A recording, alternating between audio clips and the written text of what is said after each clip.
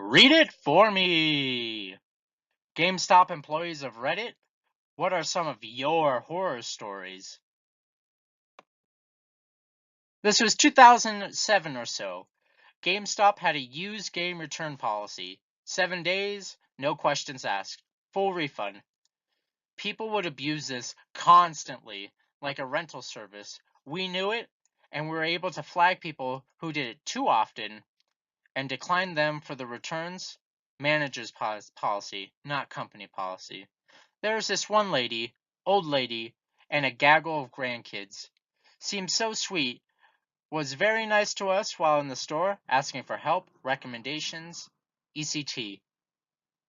Bought them a PS2 and a freaking gigantic stack of games.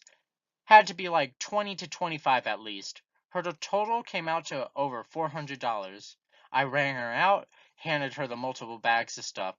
She said to the kids something along the lines of, "Wow, you guys are lucky to have such a great grandma. This many games will last you months." The grandma chuckled and said, "Oh, they're only in town for the week. You guys have that 7-day return policy. I'll see you in 6." We still have that policy. Yeah, I was gonna say, this is still a thing. In fact, they're furthering the idea into some new games, too. Oh, don't worry, they'll just blame this on GameStop employees somehow. And that is where I would flagged her on the spot and told her, "Sorry, but that's not how that works. Hope you enjoy the games, though, Granny." Good luck. One employee versus a hell she'll raise to corporate about this store not honoring the refund policy. You'll never see your manager turn against you faster. Not GameStop, but when I was in my mid-20s, I worked at a call center tech support for a home cable provider. We had someone call in with a modem issue that we were going to need to roll a truck to fix. They wanted someone out within 2 hours, which wasn't going to be possible in any way, shape, or form. They were screaming, cussing, demands. I laughed. Oh, I spoke with my manager to. Oops. I speak with my manager and make it happen. Oh, demands that I speak to my manager and make it happen. I told him that he laughed and told me to tell him sorry, that's not going to happen. Best we can do is tomorrow night. This went back and forth a full time until she demanded to speak with him. He gets on the phone, listens to her for maybe 15 seconds, and goes, "Oh, I don't know why he told you no. I'll be sure to educate him. But we'd happy to get someone out there right there tonight." I never wanted to punch someone more. I quit the next week. I don't think you can just personally decide to deny a company policy that's printed on the receipt whenever you feel like it. I was a key holder at GameStop and MovieStop, and this stuff would never fly. Regardless of what she said, essentially you're saying, "I'm going to act perfectly within your policies. Can't punish someone for that." I have the same feeling. I don't understand why people are upset about her using the policy to her benefit. It's a used game, so the developer isn't seeing a dime for that, and it's not like GameStop's a little mom and pop shop that treats their customers exceptionally good, especially when it comes to trade-in values. Yeah, and plus it doesn't matter if a company says this is our policy and they decide to implement a policy, it's okay to conduct business with them and partake in their self-imposed policies.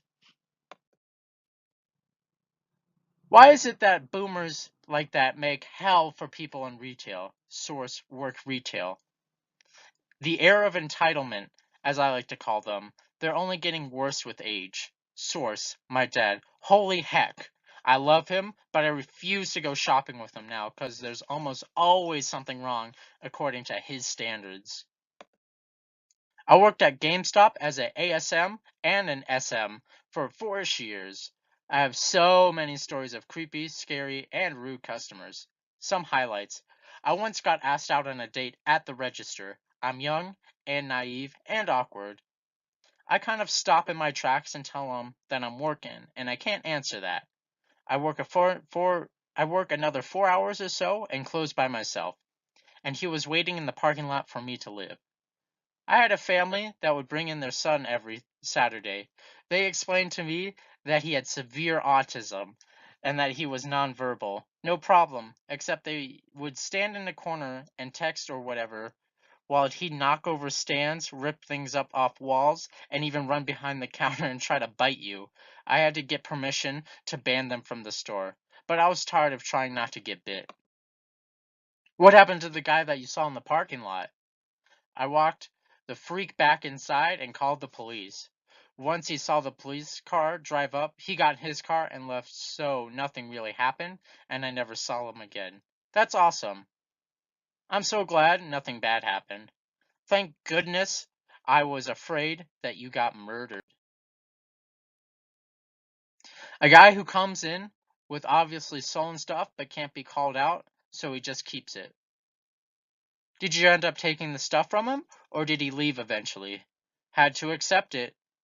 Can't prove it was stolen there on the spot, but he stopped coming in. Not like he was making a fortune doing it, but in my guess, it felt like he burned himself there, coming in 8 months straight with 5 PS4s, 5 Xbox Ones, loads of games of all types, a few DSs, always missing the charger. I had a guy once who stole a bunch of stuff from a store across town, and that store was in my district. They were using the Group Me app to talk, and the SM posted an image of the guy and his description. So when I saw the guy come in to trade, I directed my ASM to start taking the trade. As the OP stated, we were not allowed to call the person out on it. So I called a more veteran manager at the time and asked for advice. When I came back inside, I asked the guy for his ID and snapped a photo of it. Afterwards, I took over the transaction. I was joking and laughing with the guy about how much money he was getting back. The guy felt victorious. You could see it in his face. Right before I handed him the money, I told him that we have him on camera stealing this stuff from another store, and that I have a picture of his ID, and that after he leaves, I'm going to call the police and report it. We have a camera and the height meter at the door, and the look in defeat as he left the store was priceless. The guy got close to $200 in cash for $800 in stolen merchandise. I called the non-emergency line for the police and reported it. They caught the guy soon after. It was great. Well, that's all for today. If you want more of this, subscribe or die.